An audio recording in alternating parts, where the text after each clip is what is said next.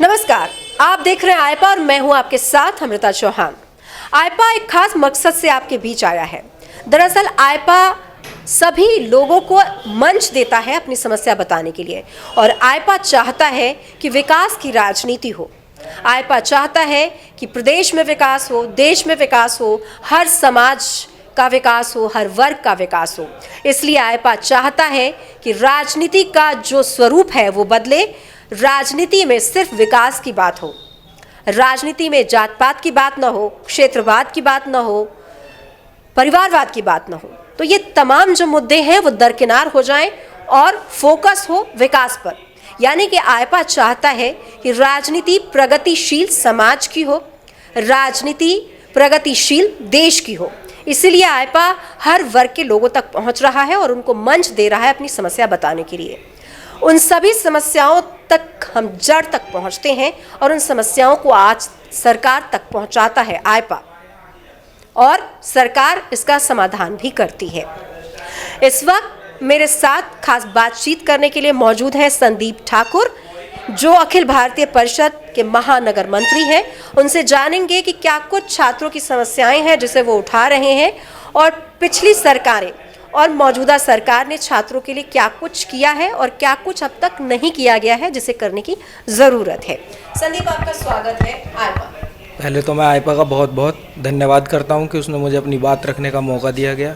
जो पिछली सरकारें थीं, जिनकी सरकारों में नकल होती थी, आज सूबे की सरकार में नकल मुक्त उत्तर प्रदेश है। तो उसके लिए तो पहले तो मैं योगी जी का धन्यवाद करता हूं कि उत्तर प्रदेश को नकल मुक्त बनाया। जो पिछले लोग थे, पिछले लोगों ने जो छात्रों के भविष्य के साथ खिलवाड़ किया, वो लोग अपना नकल के थ्रू पास तो हो जाते थे, लेकिन फिर भी वो लोग किसी भी फील्ड में आगे नहीं बढ़ पाए। और जो योगी जी की नई शिक्षा नीति है, मैं उसका भी स्वागत करता हूं कि जब हमारे देश में बुरहान वानी जैसे लोगों को आइडियल और भगत सिंह और राजगुरु सुखदेव जैसे लोगों को आतंकवादी बताया गया, आज भी हमें हमारी हिस्ट्री में पढ़ाया जाता है कि अकबर महान थे और ये बाबर महान थे। तो आज इनकी शिक्षा नीति में हमें पता लगा कि महाराणा प्रताप महान थे।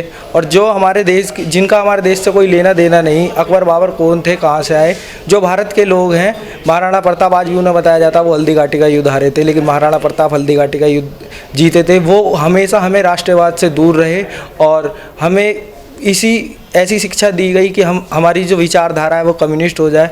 जो आज सूबे की सरकार है, सूबे की सरकार ना जातिवाद की बात करती है, ना क्षेत्रवाद की बात करती है। वो सभी धर्म, जाति और पंथ को एक साथ लेकर राष्ट्रवाद से जोड़ने का काम कर रही है। इसके लिए मैं योगी जी का और मोदी जी का बहुत बहुत आभार व्यक्त करता हूँ कि ऐसी सोच, जब लोग जाट, गुर्जर, ब्राह्मण, क्षत्रिय ऐसे सब चीज़ों में तोड़ने में लगे हुए हैं, सिर्फ वोट बैंक की राजनीति कर रहे हैं, वो आज भी अपने मोटिव पर अटल हैं कि वो राष्ट्रवाद को लेकर आगे चल रहे हैं। और मैं आपके मंच के माध्यम से लोगों से कहना चाहूँगा कि आपका वोट शिक्षा को, सुरक्षा को, विकास को, संस्कृति को और राष्ट्रवाद को, क्योंकि राष्ट्रवाद के लिए वोट करें, क्योंकि ये सूबे की सरकार ये सभी जाति पंथ सभी धर्म के बारे में सोचती है। ये कोई मतलब स्टेट पार्टी नहीं है कि इस जाति से गठबंधन करके उस जाति से गठबंधन करके वो आपकी वोटों को जातियों के थ्रू तोड़ने का काम करेंगे। आप राष्ट्रवाद से उनको चोट पहुंचाने का काम अपनी वोट से करेंगे, ऐसा मैं आपके मंच के माध्यम से आग्रह करता हूँ।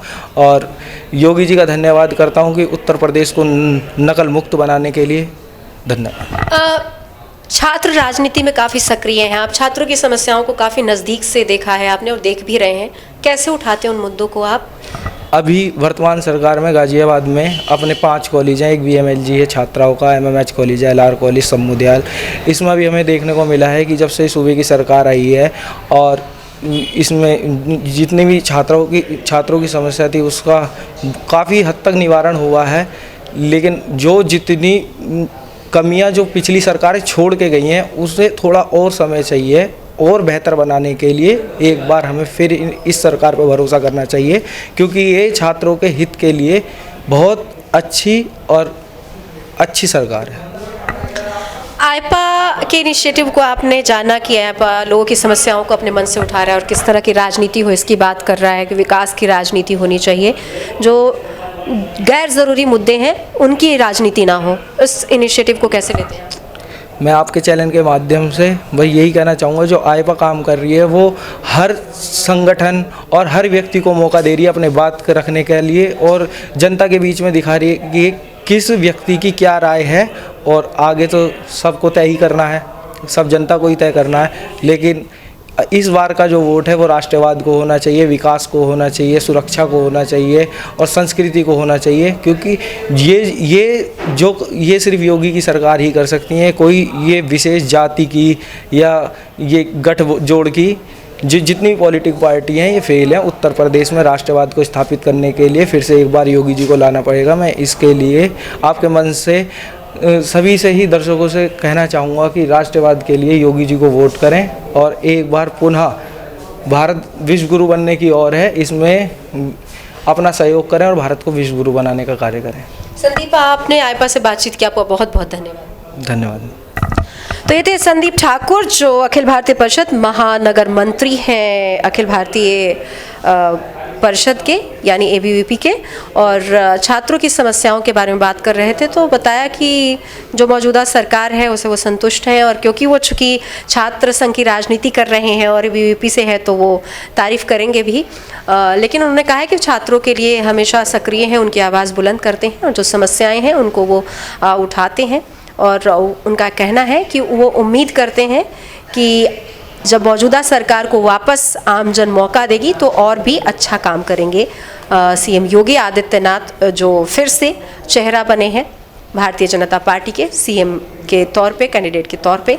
तो अब देखना ये होगा कि जो जनता जनार्दन है किसको सिर माथे पर बिठाती है। लेकिन फिलहाल इस खास मुलाकात में इतना ही। मुझे दीजिए इजाज़त। नमस्कार।